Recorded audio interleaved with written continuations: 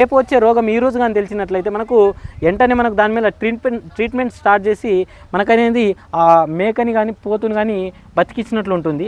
మనము మహారాష్ట్రలోని నాందేడ్ డిస్టిక్ సగ్రోలి అనే గ్రామంకు రావడం జరిగింది.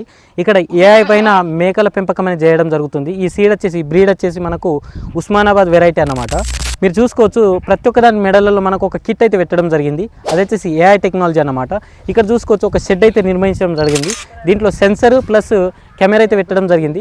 దీనివల్ల లాభాలు ఏంటంటే మన దగ్గర ప్రస్తుతం చూసుకోవచ్చు ఒక 10 మేకలు ఉన్నాయనుకోండి. ఈ 10 మేకలలో 10 నెంబర్ మేకకు మీకు ఈరోజు కానీ రేపు కానీ ఒక రోగం వస్తూ ఉందంటే ఈరోజు మనకు తెలియడం జరుగుతుంది అన్నమాట. దానివల్ల మనకు ఈరోజే దాన్ని కంట్రోల్ చేయడానికి ఏ విధాల మందులు వాడుకోవాలనేది మనకు తెలుస్తుంది అన్నమాట.